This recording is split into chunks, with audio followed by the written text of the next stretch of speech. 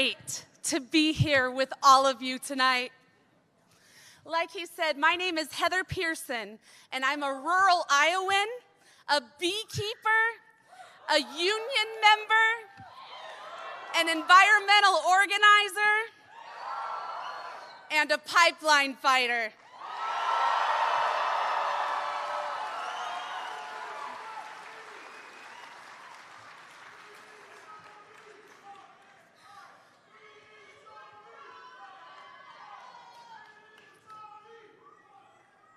Thank you. Water is life. Now, just 4 years ago, I was apathetic and disillusioned with the political process. It all felt so hopeless to me. I used to think that my job was done just after casting my vote. Then came a candidate that spoke to the very issues that mattered the most to me.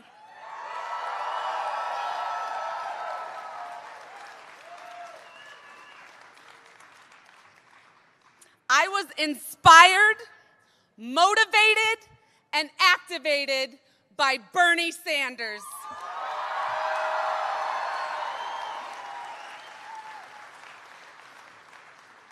Now, this movement changed the course of my entire life. And I am here today because I believe in the power of grassroots movements.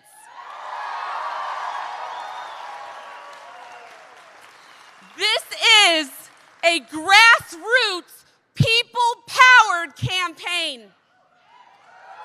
By the people, for the people. This movement lit a fire in me, and I am definitely feeling the burn.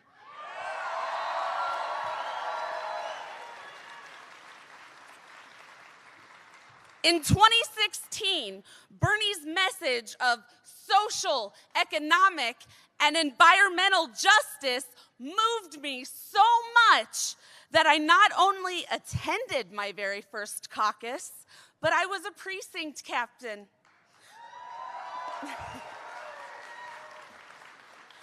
Bernie's campaign moved me to step outside of my comfort zone. I went from feeling hopeless to taking action and owning a future that I could believe in.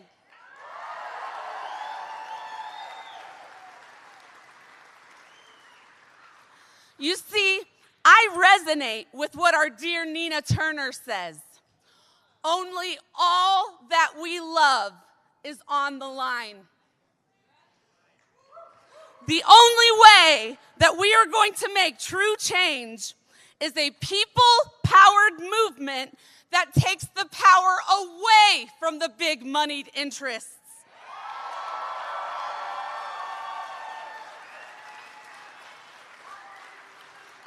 Now, I believe that the candidate leading this movement is Bernie Sanders.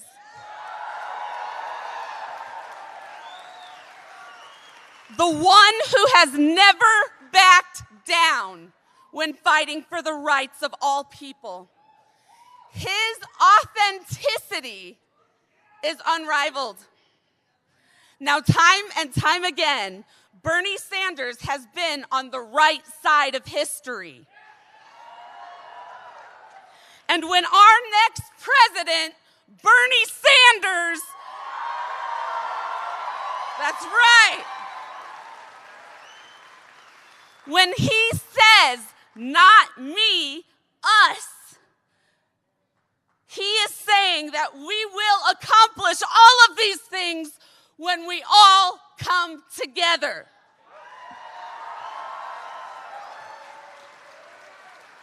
Together, we are going to improve the lives of millions of people.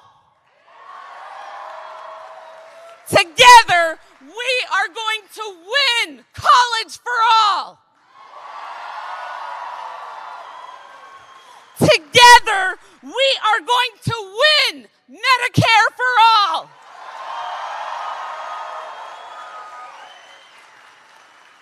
Together, we are going to win jobs for all.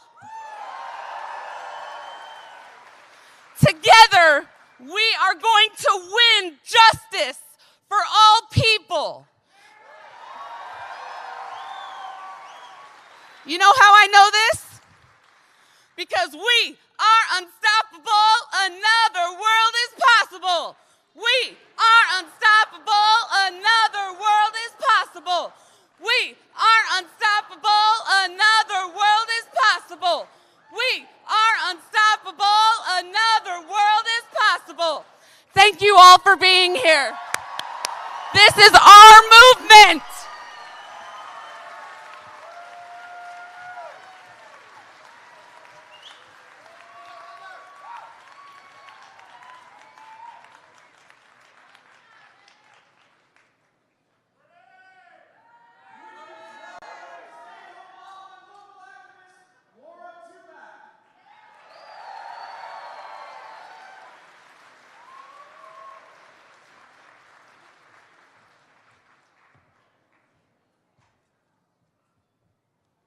Looking for my kids. Where you at?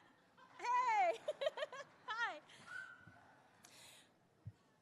Bernie Sanders has been fighting for public health care longer than I have been alive. That is one of the many reasons I support Bernie Sanders for president. Yeah. Medicare for all will change lives. I'm Laura Tumac. I live in Clarinda, Iowa. In 2015, I was living here with my family with a green card. Then I met Bernie. So I got my citizenship so I could vote for Bernie. And this time we are gonna win this.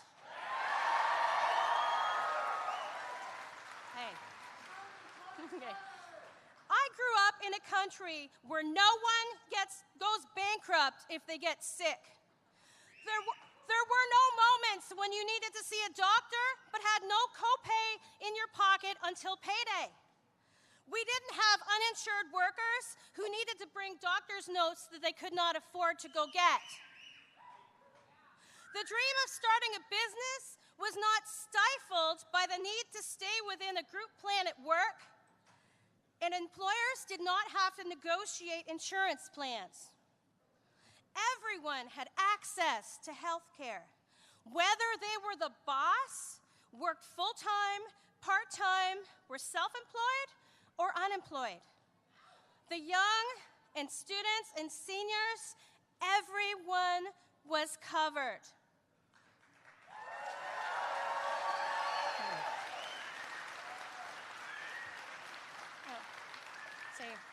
See, health care is not just for the sick. Any parents out here? You got to pay for prenatal care and delivery and well baby checks. Our 3 sons were all born in the United States. When our youngest came in 2016, he spent a month in the NICU. He was actually there through the caucus of 2016. He was only a month old when he came home, but there was already a stack of medical bills waiting. We have great insurance through our husband's work, but we felt that deductible. With Medicare for all, we don't need deductibles. We don't need copays. What if everyone was covered for medical, like in Canada and many other countries? What if we all had the peace of mind that health care was not just for those who could afford it?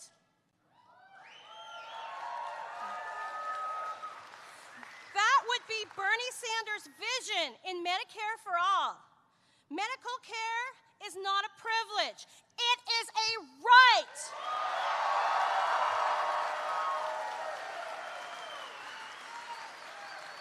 So join me in fighting for a better future for ourselves and for our children. It is my honor to welcome the next President of the United States, Senator Bernie Sanders.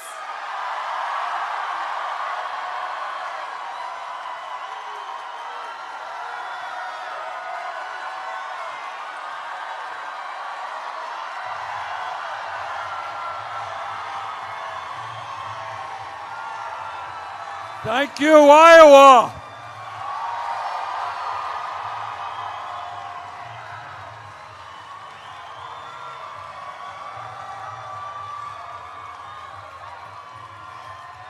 It is great to be back in Iowa, and thank you all for coming out tonight.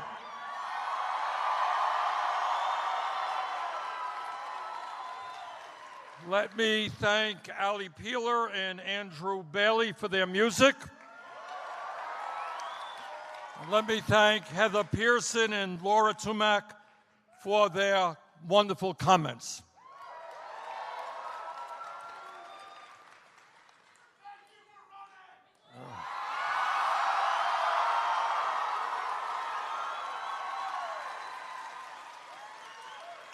Brothers and sisters, tonight we launch our campaign here in Iowa. Are you ready for a political revolution?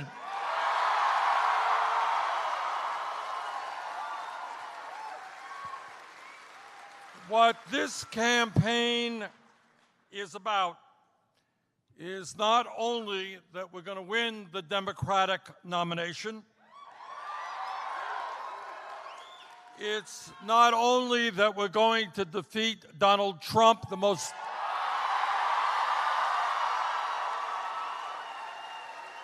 most dangerous president in modern American history, but with your help, we are going to transform this country and create an economy and a government that works for all of us, not just the 1%.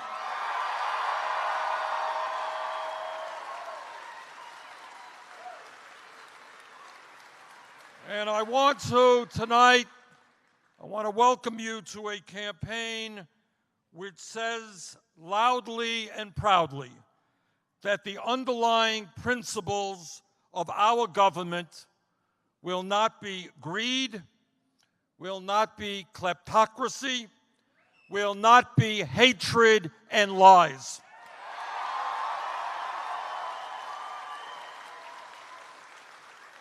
It will not be racism, sexism, xenophobia, homophobia, and religious bigotry.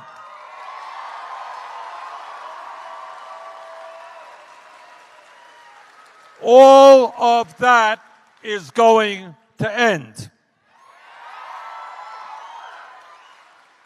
The principles of our government will be based on justice.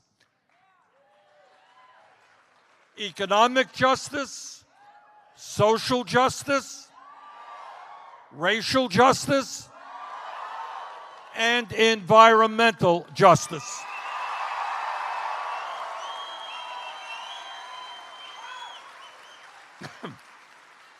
And tonight, I want to welcome you to a campaign which tells the powerful special interests who control so much of our economic and political life that we will no longer tolerate the greed of Wall Street,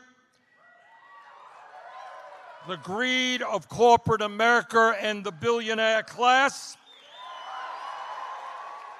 greed which has resulted in our country having more income and wealth inequality than any other major country on earth.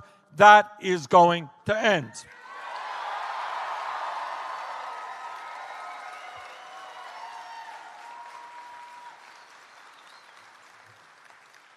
We will not stand idly by and allow 3 people in this country, 3 families, to own more wealth than the bottom half of the American people.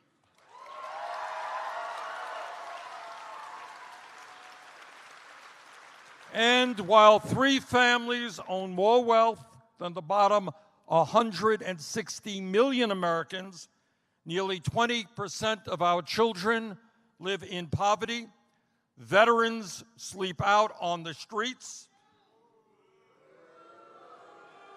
and seniors in Iowa and Vermont cannot afford their prescription drugs.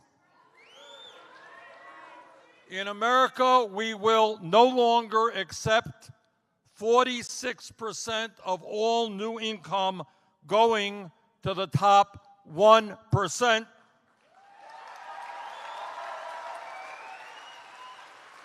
While millions of Americans are forced to work 2 or 3 jobs to survive, and over half of our people in this country live paycheck to paycheck, scared to death that their car might break down and they can't get to work, scared to death that their kid might get sick and they can't afford to pay the doctor's bill.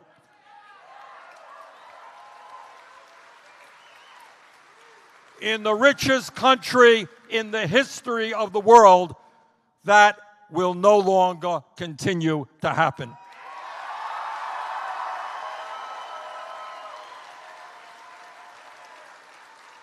But we are fighting not only for an economic system based on justice, but we are going to end the corrupt political system that now allows billionaires to buy elections.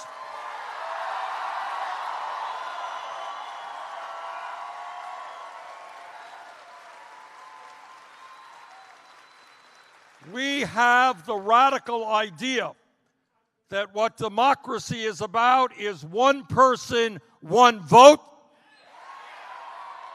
We are going to overturn Citizens United. And we're going to move to public funding of elections so that anybody, regardless of his or her income, can run for office and not be dependent on the rich.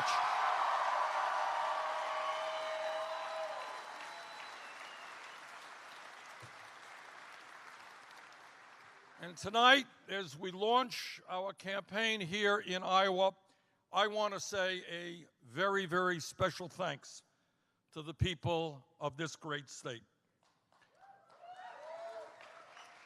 In 2016, this state, Iowa, is where the political revolution began, and I thank you very much.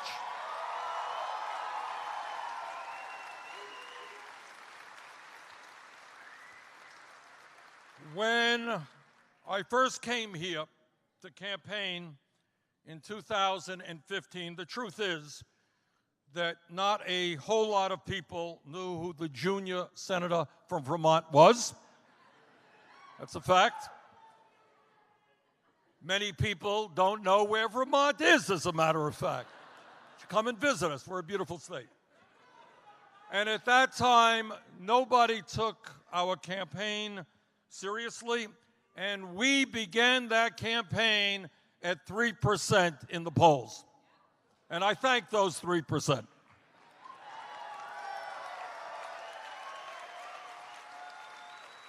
Further,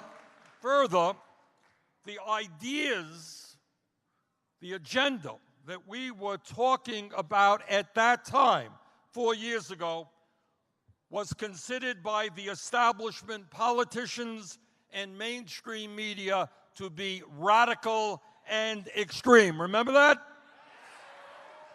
Those were ideas so far out, nobody in America would support them. Raising the minimum wage to a living wage, too radical. Guaranteeing health care to all people as a right, too radical. Creating up to 15 million jobs by investing $1 trillion in rebuilding our crumbling infrastructure, too radical. Aggressively combating climate change,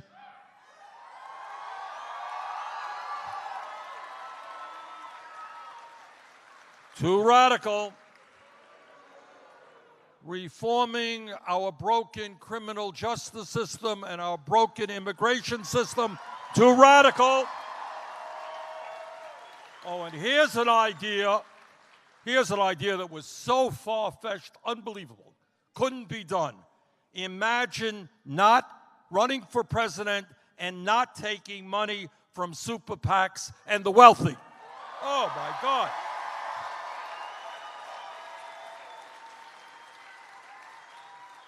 What a radical and crazy idea. And here's one more. Imagine ending the power of superdelegates at the Democratic National Convention.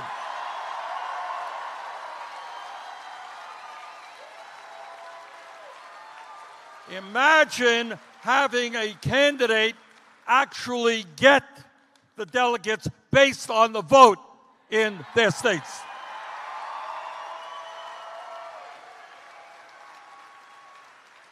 Well, you know, a funny thing happened in Iowa over that year.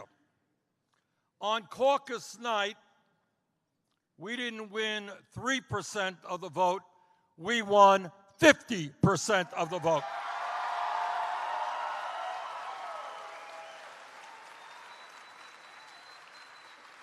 And half of the pledged delegates. And as a result of what we accomplished together here in Iowa, we went on to win 22 states around the country. We won over 13 million votes, over 1,700 delegates at the Democratic Convention. And to me, what is most exciting is we ended up winning more votes from young people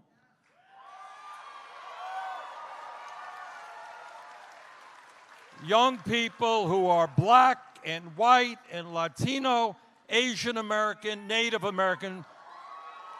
We won more votes from young people than Trump and Clinton combined.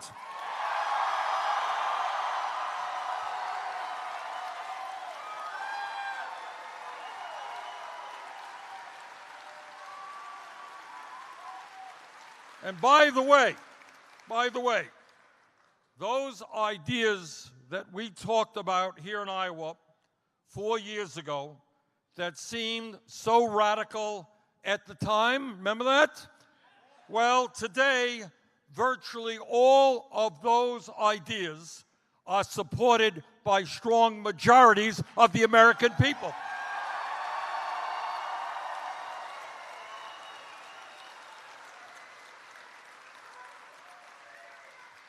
And shock of all shocks, those very same ideas are now supported not only by candidates, Democratic candidates for president, but by Democratic candidates all across the board, from school board on up.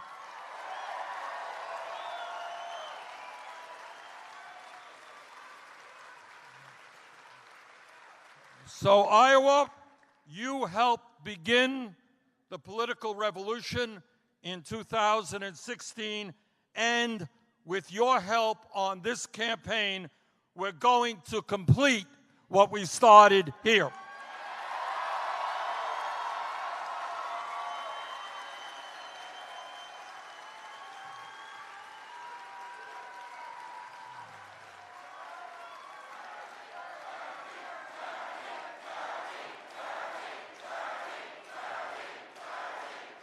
All right. Let me say what I have said before. It ain't Bernie, it's you. It's not me, it is us.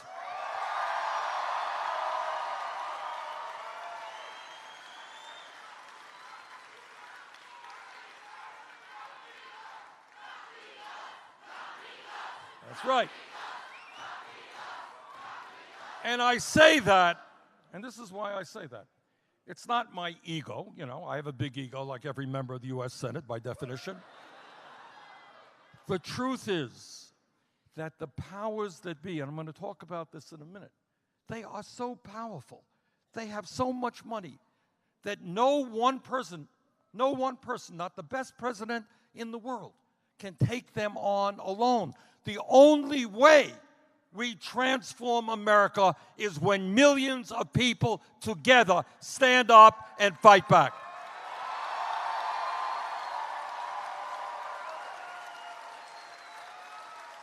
And that is why it is not me. It cannot just be me. I got to do my job, you got to do your job, and the American people together have got to do the job that must be done. Tonight, as we launch our campaign here in Iowa, we say to the private health insurance companies, whether you like it or not, and I suspect they do not, the United States will join every other major country on earth and guarantee health care to all people.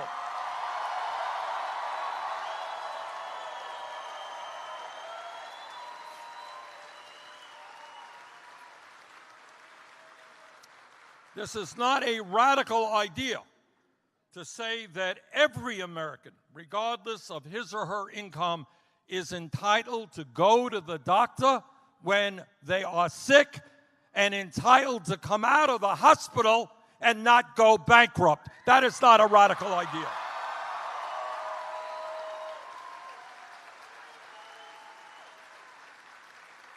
We will no longer accept the absurdity in the United States of paying almost twice as much per capita on health care as do the people of any other country, while at the same time we have a lower life expectancy and our health care outcomes are worse than many other countries. In other words, we are paying more and getting less. That has got to end.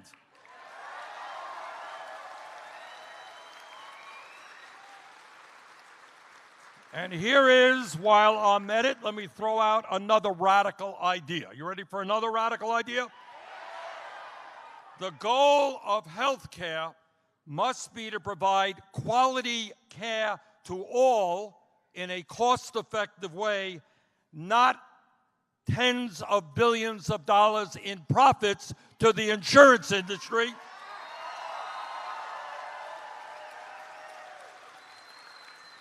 And outrageous compensation packages to the CEOs of the insurance companies.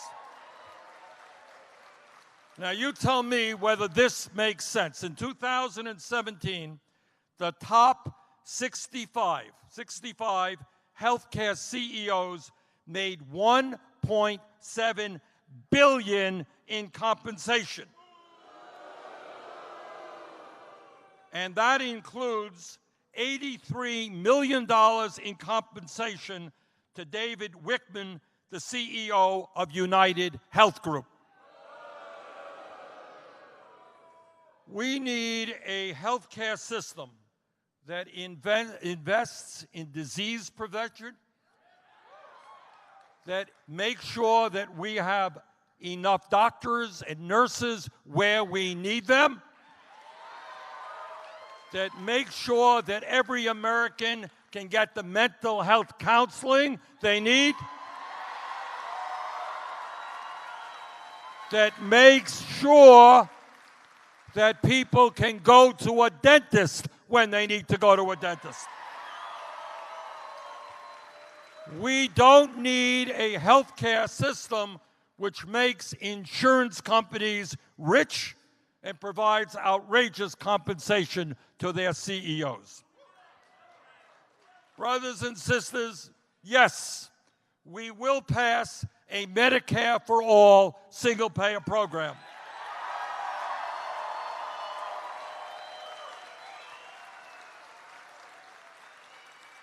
And let us establish as the underlying principle of our healthcare system that in America, healthcare is a right, not a privilege.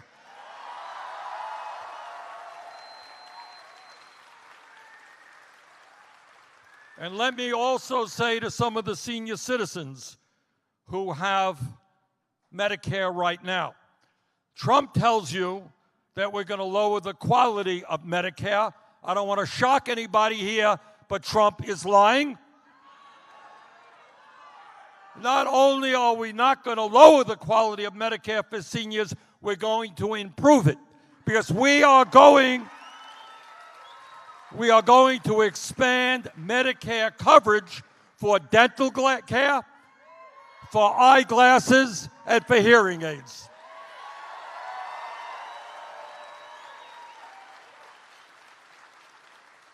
But it is not just the health insurance industry that we've got to take on. We say tonight to the pharmaceutical industry that you will no longer charge the American people by far the highest prices in the world for prescription drugs.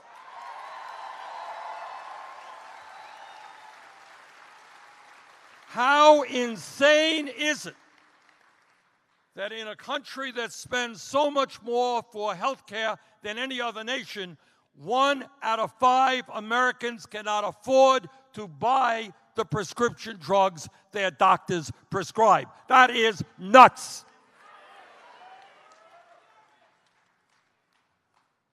And today we say to Walmart, to the fast food industry, and to other low-wage employers, you will stop paying your employees starvation wages.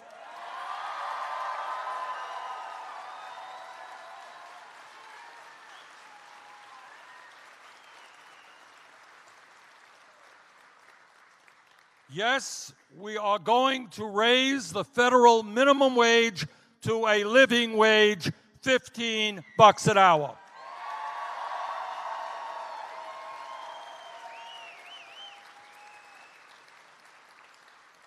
I was here a few months ago, and I was talking to a woman in Iowa who was raising, a single mom who was raising her daughter on $8.50 an hour. Well, you can't do that. And that is why we believe that anybody in America who works 40 hours a week should not be living in poverty.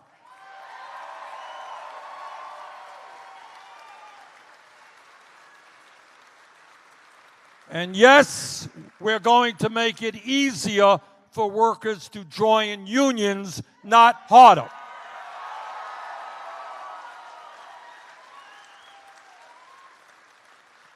And I want to say a word about the progress we are making. Not only are more and more Americans supporting the ideas that we stand for, but we have some real concrete achievements. When I was here 4 years ago talking about $15 an hour, and everybody said it was unrealistic, couldn't happen, please understand that today 5 states in this country have already passed legislation for a $15 an hour minimum wage.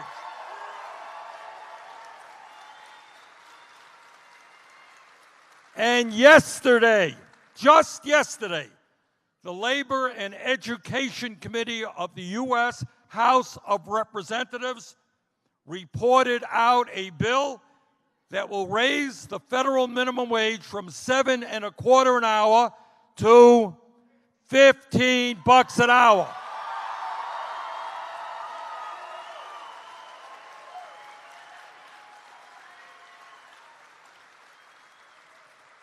And I suspect that within a month that legislation will pass the House. And I need your help to make sure that your senators here, Senators Grassley and Ernst, support a $15 an hour minimum wage.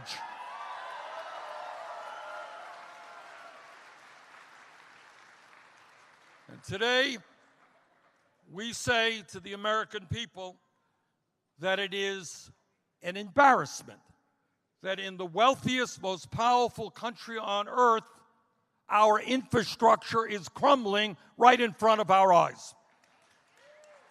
And I'm talking about our roads and our bridges, our rail systems, subways, our airports, our water systems, and wastewater plants. And when we rebuild our crumbling infrastructure, we can create up to 13 million good-paying jobs.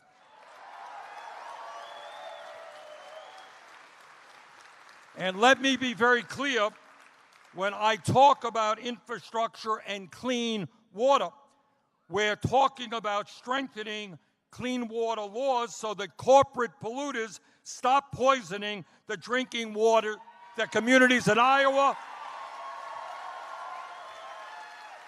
and across the country we rely on. Think about it for a moment. Take a step out. Take a step back and think about it. This is America.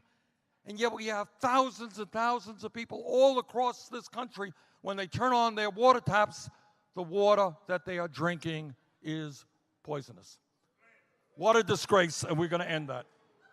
And when we talk about the needs of this country, all of you know that the most important years of human development, intellectually and emotionally, are 0 through 4. And that is why together we are going to create a universal, affordable pre-K child care system.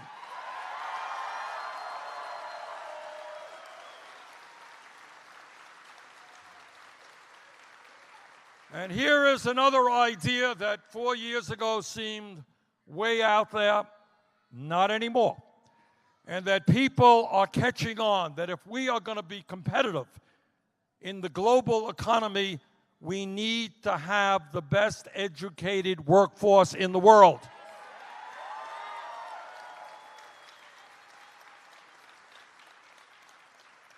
"50 years ago, 60 years ago, a high school degree got you out into the middle class and got you a decent job. By and large, that is no longer the case, and that is why together we are going to make public colleges and universities tuition free.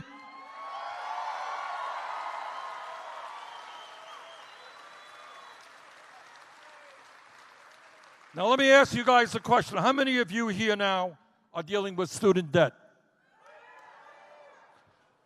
Yes, and the crime you committed was that you decided to get the best education that you could, and now you're going to be paying that student debt off year after year.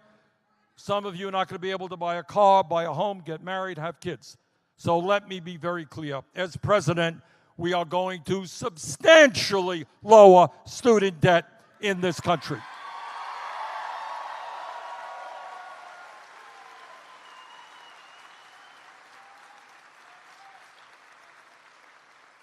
But it's not just young people.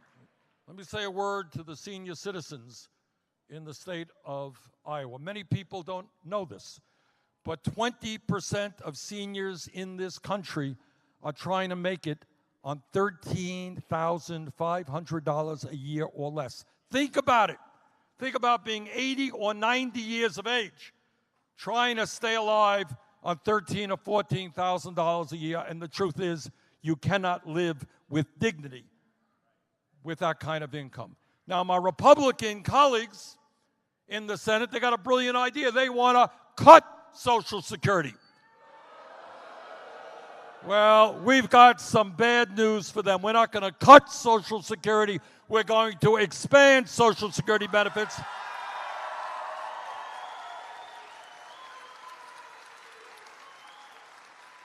And we're going to extend the life of Social Security.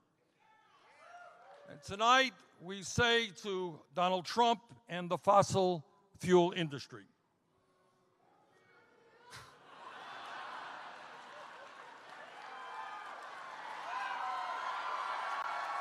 well, that is one way of phrasing it. I myself was going to say it a little bit differently. I am a senator, you know, and what we are saying to them is that climate change is not a hoax, but in fact is an existential threat to our country and the entire planet.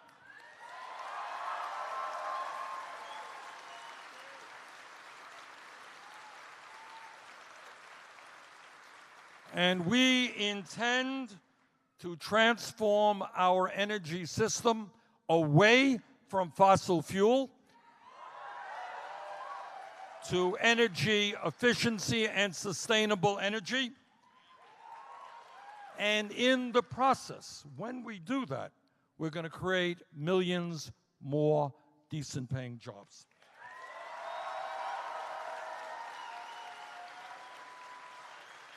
And here to my mind is the bottom line on this issue. And I say this as a father of 4 and a grandfather of 7 beautiful grandchildren. All of us as citizens of this country have a moral responsibility to make sure that the planet we leave our kids and our grandchildren is a healthy and habitable planet.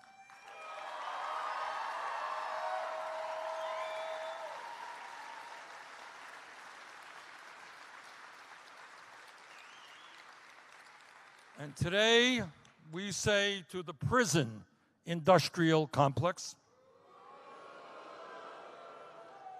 that we are going to bring about real criminal justice reform.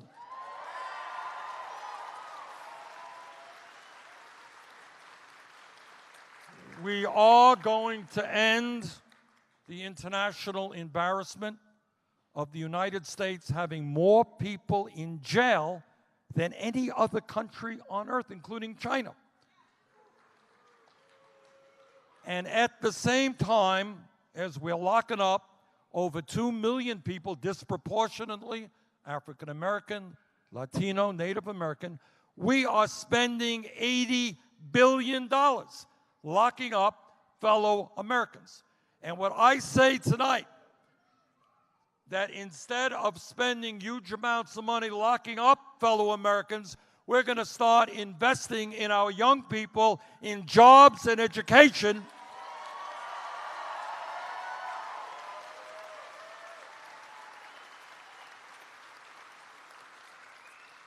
Not jails and incarceration. No more private prisons and detention centers.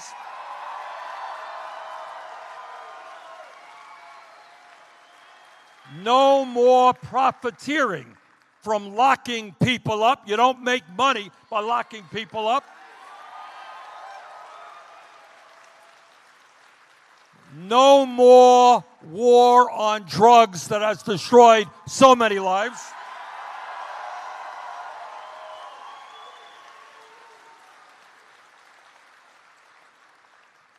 No more keeping people in jail. Many of you may not know this.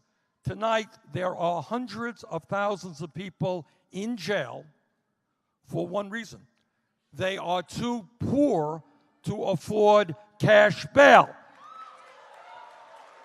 And we are not going back to debtor's prison. No more cash bail.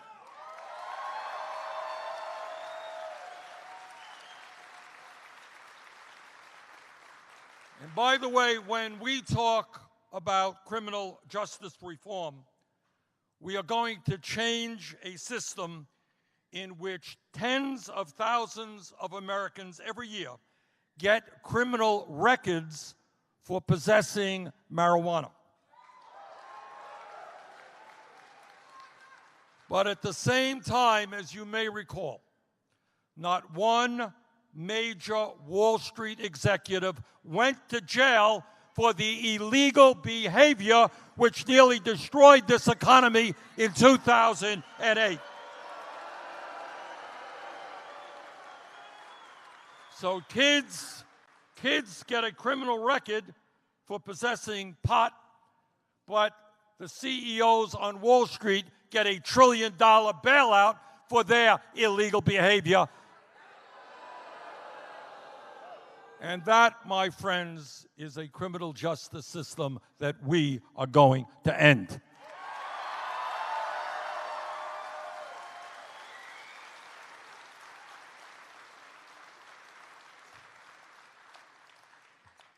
Today, we say to the American people that instead of demonizing the undocumented immigrants in this country, we are going to pass comprehensive immigration reform and a path towards citizenship.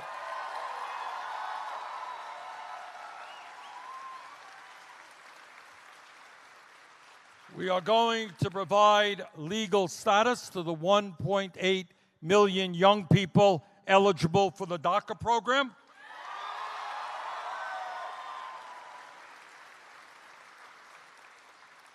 And we are going to develop a humane border policy for those who seek asylum.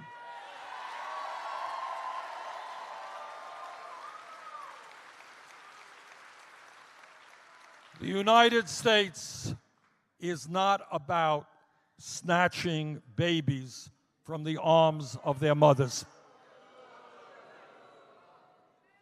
And today we say to the top 1% in large, profitable corporations, people who have never had it so good, that under a Bernie Sanders administration, we are going to end their massive tax breaks and the loopholes that they currently enjoy.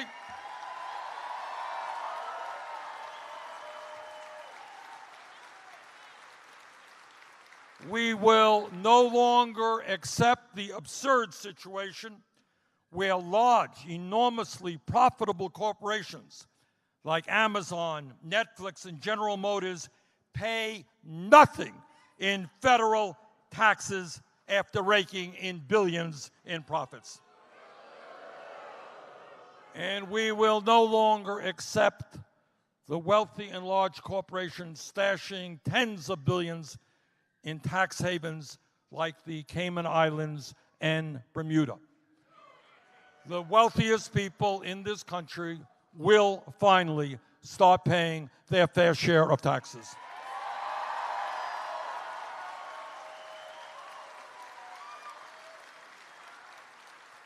In fact, we are going to end austerity for working families and bring a little austerity for the 1%.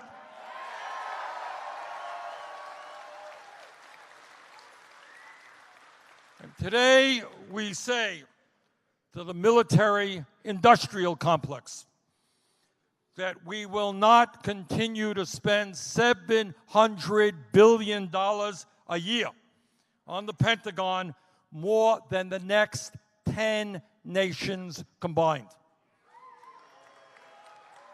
We are going to invest in affordable housing, in public education.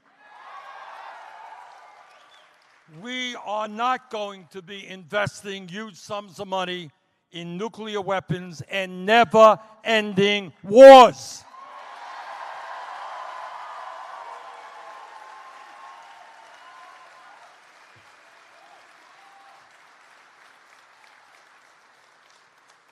Brothers and sisters, we're going to win this election not because we have a super PAC funded by billionaires.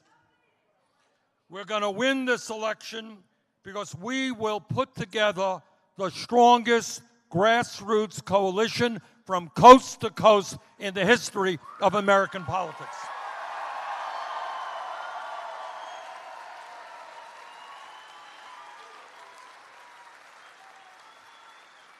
And I am enormously proud to tell you that in the first week of our campaign, over 1 million Americans signed up to volunteer on this campaign.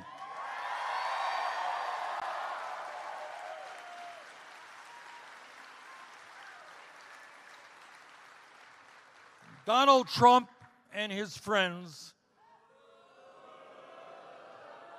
want to divide our people up based on the color of their skin, based on their country of origin, based on their gender, their religion, or their sexual orientation. We are going to do exactly the opposite. We're going to bring the American people together.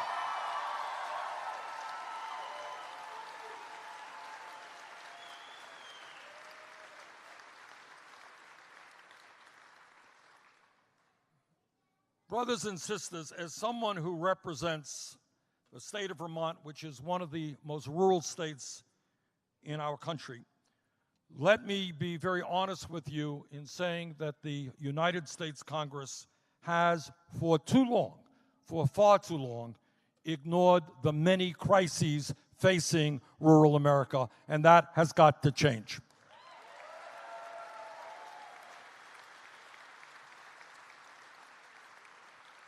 In Iowa, in Vermont, and all across our country, we have seen more and more young people leave the small towns they grew up in and the towns that they love.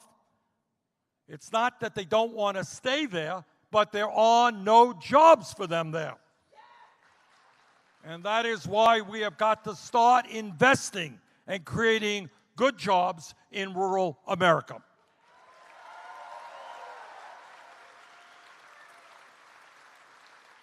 We have seen in recent years schools and churches and community centers shut down, and once vibrant Main Street become boarded up and deserted.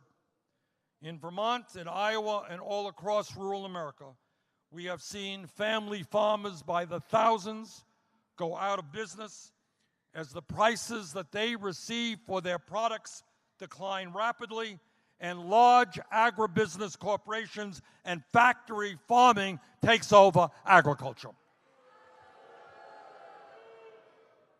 We have seen rural hospitals and nursing homes shut down and not enough doctors to provide the quality health care that rural America deserves. Tragically, instead of seeing good jobs, good education, good health care coming to our rural communities, we are far too often seeing despair and depression and a terrible increase in suicide and opioid addiction. Unbelievably, in rural America, life expectancy is actually going down. We need policies in Washington for rural America that represents the needs of working people and family farmers, not agribusiness and large multinational corporations.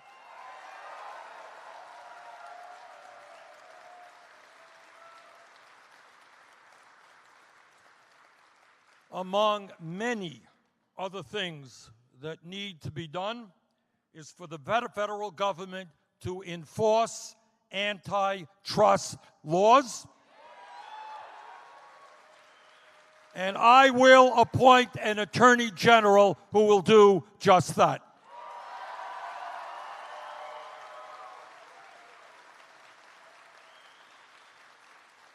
It is not acceptable to any of us that the top 4 packing companies control more than 80% of the beef market, 63% of the pork market, and 53% of the chicken market. And these numbers understate the situation. In many communities in rural America, there is really only one buyer, which means food producers are at their mercy.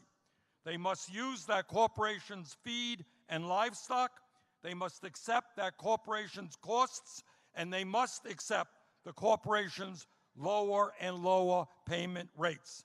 In many cases, the farmer doesn't even own the livestock or supplies. They are effectively contract employees, not independent farmers, who are forced to lease everything and then get paid an inadequate wage for the very hard work they do. With the federal government not enforcing antitrust laws, we have seen mergers like Bayer and Monsanto approved, giving the 2 largest conglomerates 78% of the corn seed market. Further, instead of protecting family-owned farms, federal support for agriculture is skewed toward agribusiness and factory farming. The top 10% of farms currently receive 77% of all federal subsidies. And together, we are going to change that.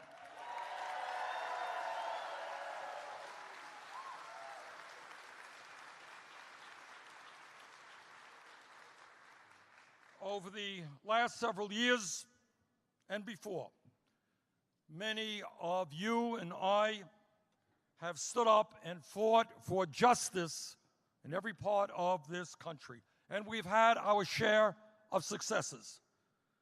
Together, as billionaires and large corporations have attacked unions, destroyed pensions, deregulated the banks, and slashed wages, we have succeeded, as I mentioned earlier, in raising the minimum wage in 5 states and a number of communities. Also, we have stood up to some of the largest corporations like Amazon and Disney, and demanded successfully that they raise their minimum wage to $15 an hour.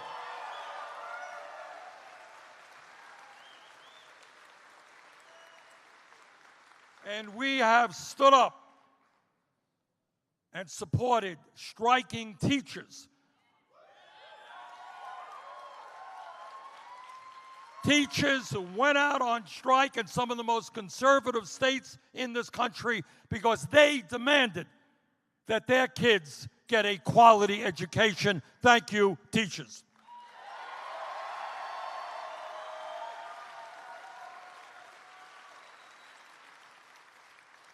Together, as the forces of militarism have kept us engaged in unending wars, we have stood arm in arm and fought back.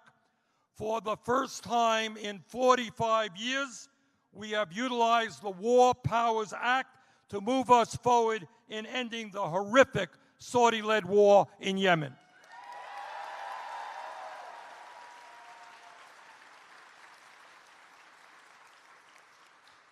Together, as many of our young people have received criminal records for nonviolent offenses, we have fought to end the war on drugs and have seen state after state decriminalize or legalize the possession of marijuana.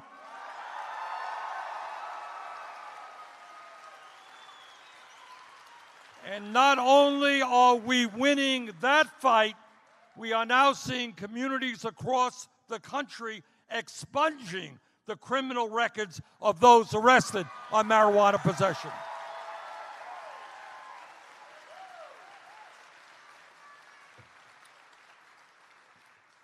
We have won some victories, but clearly not all of our struggles have been successful.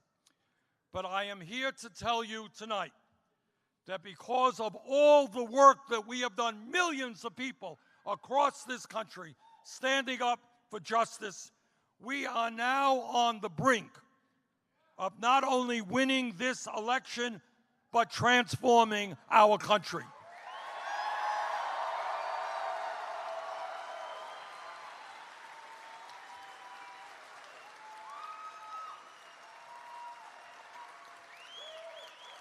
And let me tell you some of what that means. When we, you and I, are in the White House,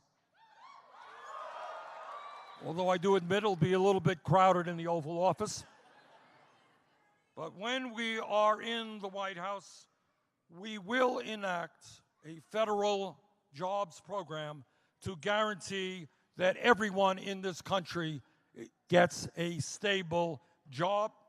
There is more than enough work to be done in rebuilding this country. Let's do it.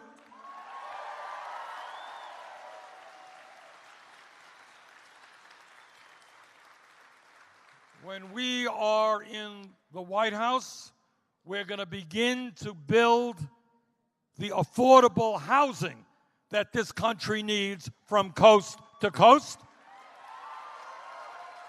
People should not be paying 50 or 60% of their incomes in order to put a roof over their heads. When we are in the White House, we will move aggressively to end the epidemic of gun violence in this country.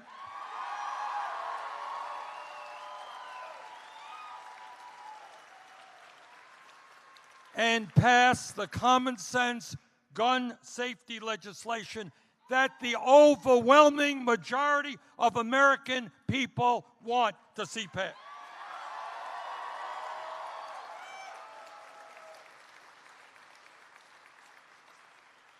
When we are in the White House, we are not only going to address the enormous disparities of wealth and income that exist in this country, but we are going to also address the racial disparities that exist.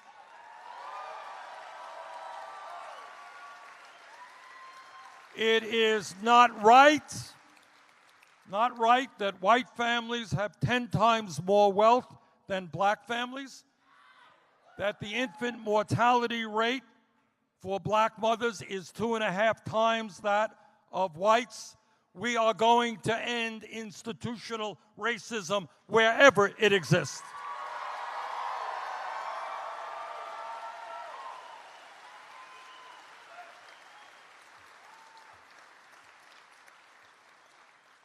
And not only are we going to end voter suppression,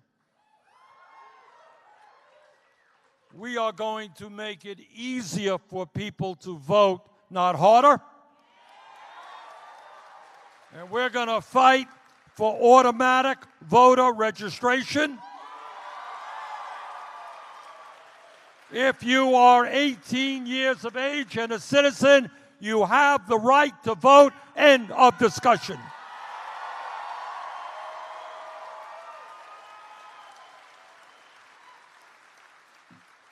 When we are in the White House, we are going to protect a woman's right to control her own body.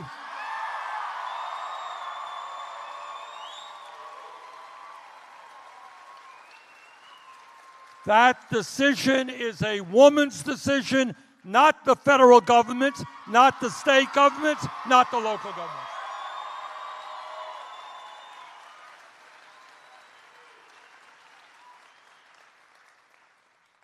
Please make no mistake about it. The struggle that we are engaged in is not just about defeating Donald Trump, as important as that is. This struggle is about taking on the incredibly powerful institutions that control the economic and political life of this country. Now, I understand that that's not talked about too much in Congress, not talked about too much in the media. But for us to transform this country, we need to take on Wall Street.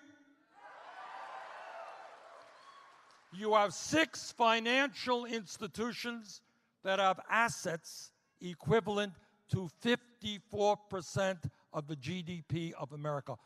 6 financial institutions. We are going to have to take on the power and wealth of the insurance companies and the drug companies and the military-industrial complex and agribusiness and the prison-industrial complex and the fossil fuel industry and a corrupt finance system that allows billionaires to buy elections.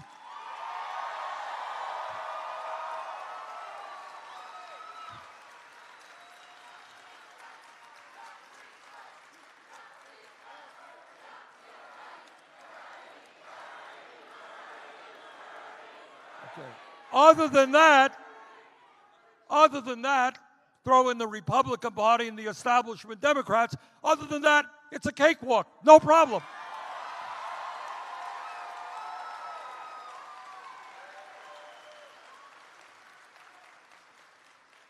Look, it is very clear that all of these powerful special interests, and they all have unlimited amounts of money, and I mean unlimited, spending hundreds of millions of dollars The Koch brothers alone spent $400 million. These guys have billions of dollars to spend. Now, they got unlimited supply of money. They have a lot of influence over media. But we have something that they don't have. We have the people.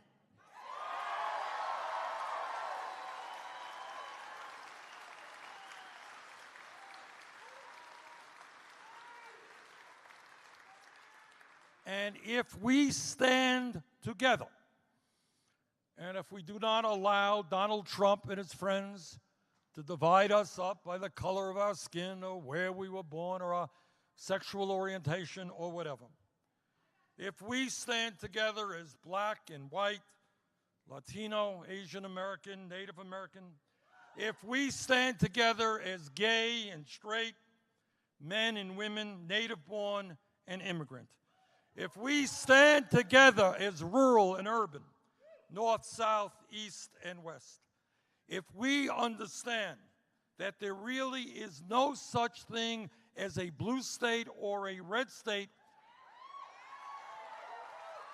but that in every state in this country, the majority of working people are struggling to keep their heads above water economically.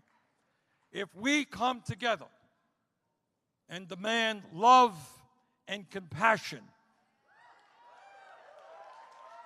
and not hatred and racism, if we stand together by the millions, there is nothing that we in this great country cannot accomplish. Let's go out. Let's do it. Thank you very much.